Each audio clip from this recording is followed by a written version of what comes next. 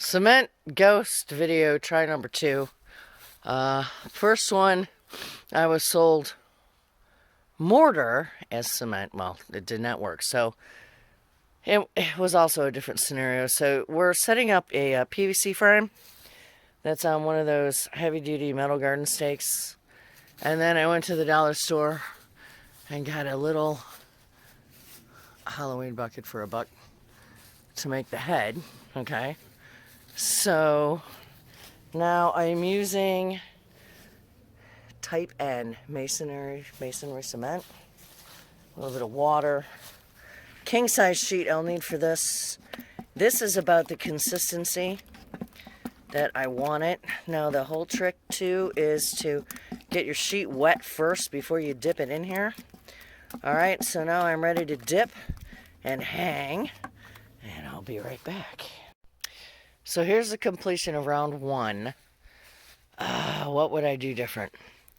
I would probably add either chicken wire or like a half round loop from the shoulders to flesh out the back to make it a little more round. The true tell will be how hard this cement sets up. It may need another layer just poured over it. And then I plan on spray painting the entire inside of it black. And then we have these solar activated critter lights that are these like little red eyes that blink that are supposed to scare critters.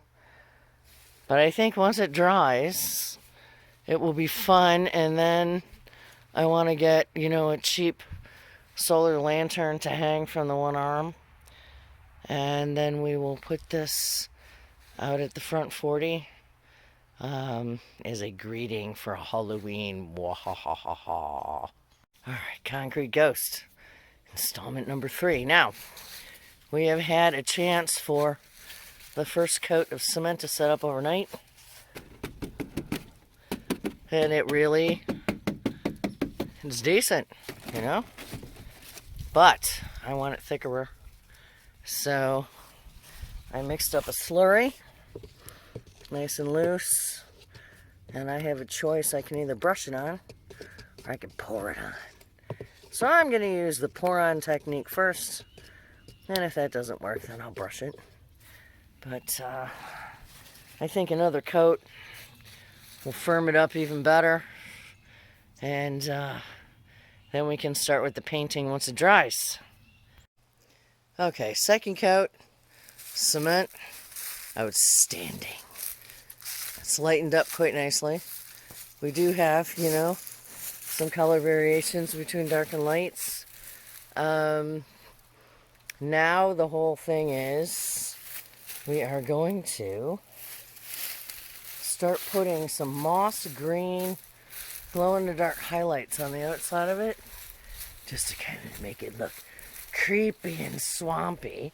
And I've just painted the inside of it black, which really kind of adds to it. So far, I gotta say, it's fun. See? It's nice and hard, easily moved. Let's put the final embellishments on it, and it will be spooky for Halloween. So I don't know how well this will show up, but I came in with some flat green glow-in-the-dark paint to kind of give it this algae moss look, like it's swamp creature and hanging out in the elements for way too long. Mwahahaha. So we're gonna let all this dry, and it does kind of algify it, make it a little bit more creepy. So now let's just let this dry and finish the rest of it. Alright, so final. Got it installed. We've got the blinking lantern. We've got a blinking skull at the base. I really like adding that second sheet not treated. We've opted out for the blinking eyes because we are at an intersection and it was kind of obstructive for traffic. So we're going with reflective tape so that when the headlights hit it, they'll just kind of blink and glare, you know. But overall, I would say this year's little project was definitely a success. Does need a couple more coats of cement just to make it stronger, especially down near the bottom. It is still a little brittle, but boy, I'll tell you, it gets really heavy. And then we added the chain, and it's getting quite a bit of attention, so, you know, that's kind of fun.